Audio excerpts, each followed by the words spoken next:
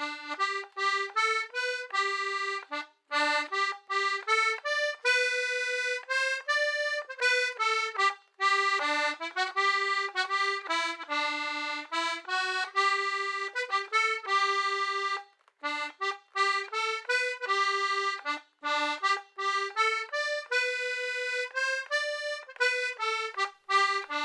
thought I'd share some excerpts from a story I wrote called Master Jack. It's the story of a horse's head, just trying to enjoy life. Well, maybe not life exactly, and the friends he makes and the people who are searching for him. Different parts of the story are told from the perspective of different characters, but the parts I'm going to share with you are in the words of the horse, Master Jack himself. If you'd like to read the entire story, you can find a link for that below this video. And if you'd like to support my writing and video making by becoming a patron, there's a link for that too. Now, let's begin. My body still lay twisted on the grass. 2 men pulled the saddle and bridle from it.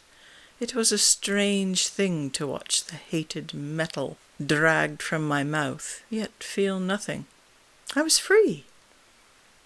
Another man had taken the woman who had been on my back, limping away to a waiting carriage. She made that barking sound they make when something is funny. It didn't make sense, but she never did. Not tired, I watched until the men came and put a chain around my head and dragged the twisted body onto a cart with a crank. One of the men who had waited emptied the contents of his stomach onto the ground, like a dog does. The other one pretended not to notice. I tracked the path of the cart as it rattled up the road. I looked at my body with wonder and curiosity.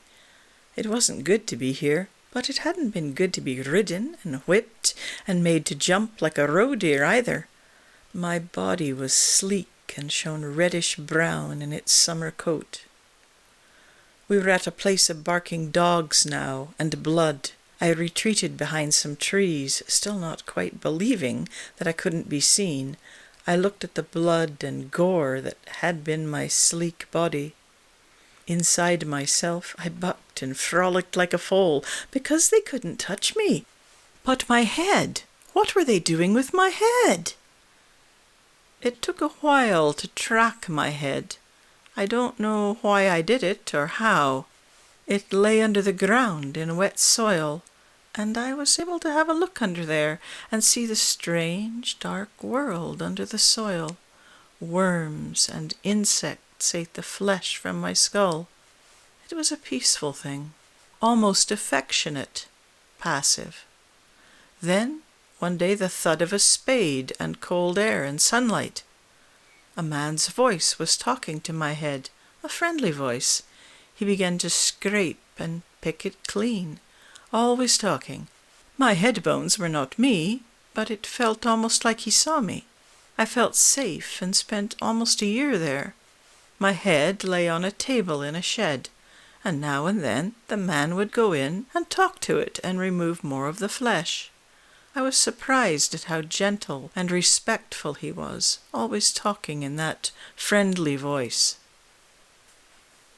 Then one day a different man came, and my head was given to him. He put the head in a sack, slung it over his shoulder, and started walking down the road, so I followed him. It was good to be going down the road with no pain and no one to bother me, following my own head in a sack. I didn't mind following the man. My head was carried into a house where people lived. It was crowded and looked hot. My head went up to a cool, dark loft and was laid in a wooden box. Why? I went out of the house. There were horses nearby. I went and watched them grazing. 3 young draft horses, still too young to work, and full of themselves. When they sensed me, they bolted across the field, snorting. My spirit ran with them. That night, I thought maybe it was time for me to start over. Time to find my way into an eggshell or a womb.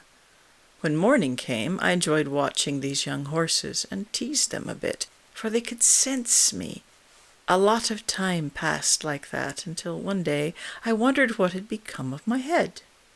I looked in the box in the loft, but it was gone. It wasn't hard to track, though, and what a surprise I got. In the corner of a barn, my head was set out on a cloth. It was black. It wasn't long before the man came in and looked at this. He took black liquid and went all over the bones again, making them blacker, and he dipped pieces of cloth in the black liquid and placed them over the hole in my forehead and over my eye sockets and nasal bones.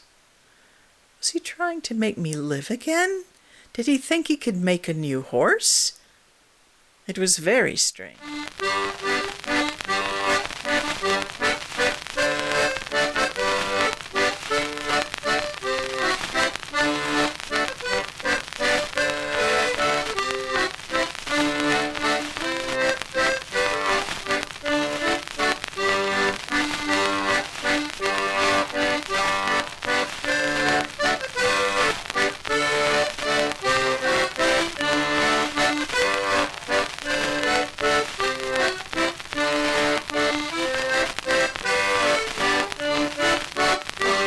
For weeks he would come back and do things. He colored my teeth white, and a white blaze down my face, then made eyes and a tongue. He did awful things with metal and string inside the head bones. Why do men always want to put metal inside our mouths, I wondered. But now it couldn't hurt me. On and on he went, cloth ears, a bridle. Then a long piece of wood was fastened inside the head, and old sacks were fastened to the bone. What was happening? The man called his children, and he hid himself under the cloth and chased them around the yard, snapping the teeth at them. My spirit began to frolic, and the man leapt about in front of the house, playing with his children. It was fun. Sometimes I slept for months. Sometimes I went out into the field with the living horses. Over the years they grew used to me. But a horse's life is a little boring when the horse can't eat. Life is mostly eating for a horse. I didn't eat, and I didn't live. But I lived when the man, who was called Amos, held me and we had our games. And respect. The other men were all so polite to me. Master Jack, they called me. Sometimes they treated me as if I was alive. Sometimes they treated me like one of their herd.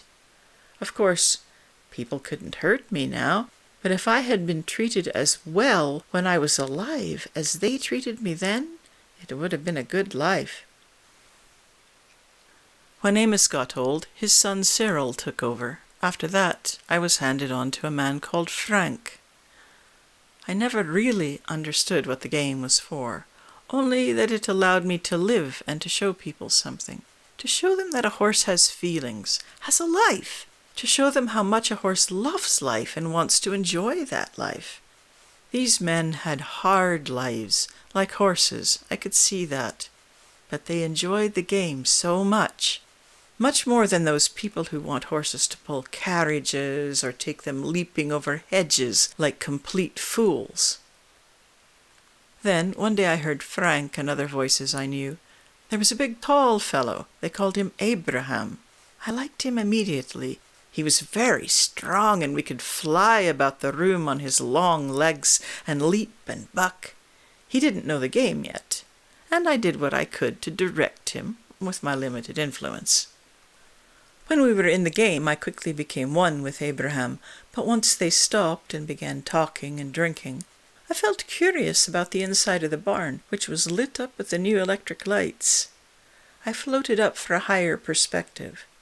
When I looked down, I saw Abraham sitting off a bit from the others, looking at my head, running his fingers over it, the way a kind woman will handle a horse who is alive sometimes. It made me feel strangely warm and proud. Things went on as before. We played the games in the winter, and after the second year, Abraham took me home to where he lived in a carriage house. Only there was no carriage, only motor cars. Playing the games with Abraham was different than it had been with Amos and his son Cyril. His body was strong, but his mind was thin, like water. It didn't seem to hold its own shape. That made the games exciting. Abraham didn't resist me when I felt like being wild.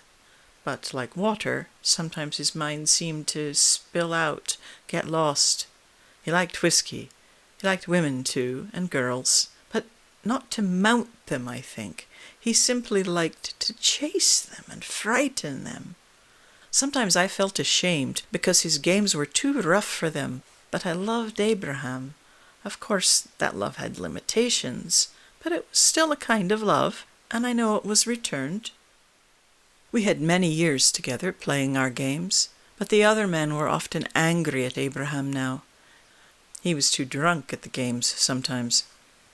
One night, Abraham and I set off on the bus to meet the others in the next village, but he fell asleep in the bus and we never got there. The next winter we had games again, but when we came to what they called the big house, where we were always made so welcome, the people acted nervous and strange. Abraham and Frank started shouting at each other as we were leaving. They were like two dogs barking. There was a horrible crack and my head went in the water, under the water.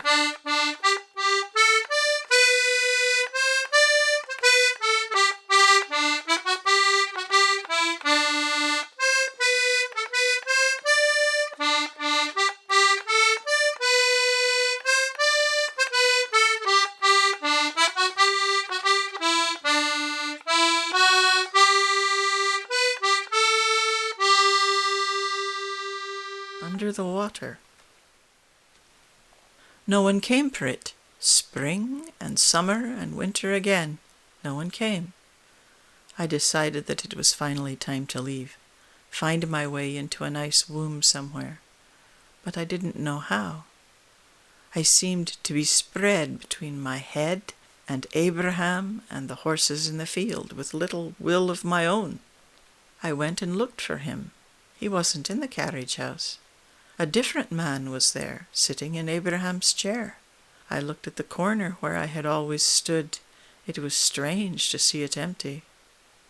I went to see the horses in the field, but they were all gone, and it was planted with barley.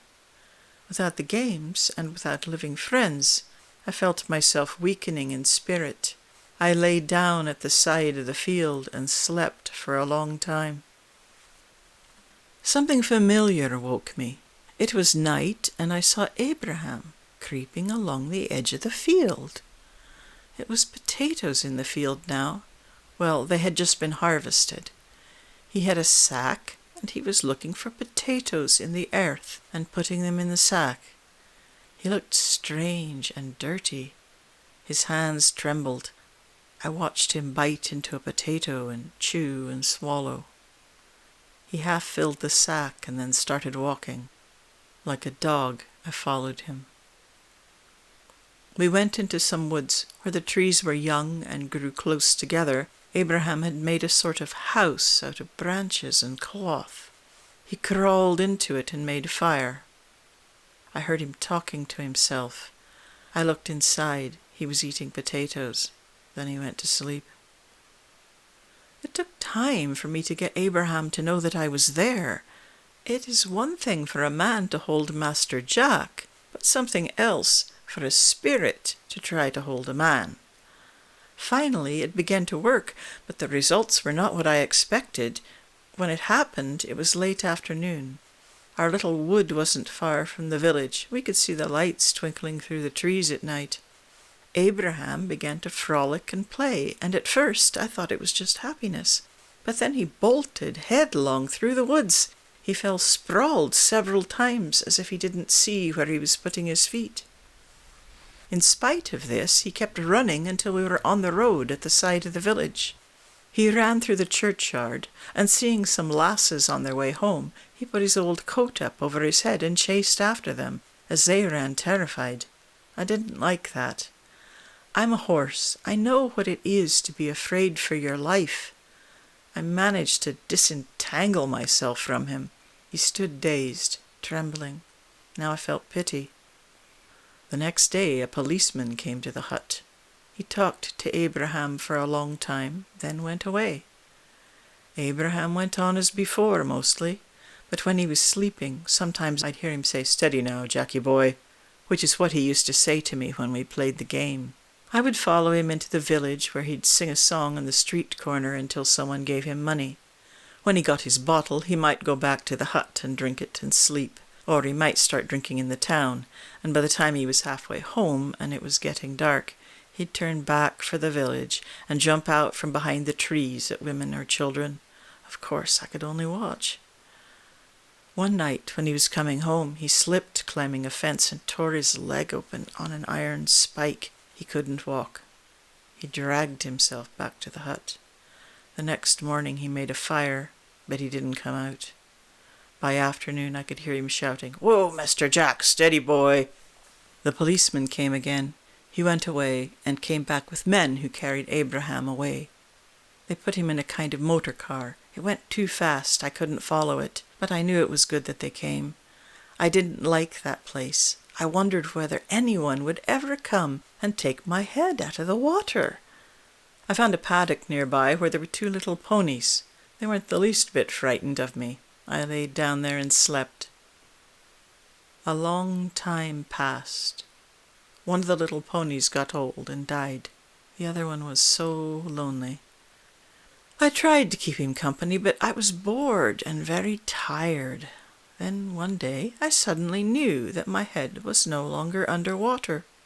People were looking at it, wondering. They seemed very excited. Someone came and washed the mud away and wrapped my head in a cloth.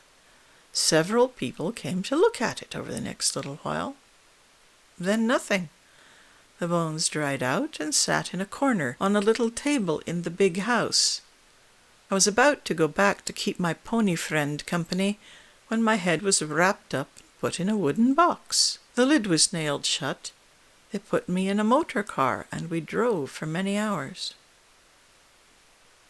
What Master Jack doesn't know is that generations of a family have been looking for him, but their search has been foiled by secrets in Abraham's family, and by secrets at the big house too. Will Master Jack ever find peace?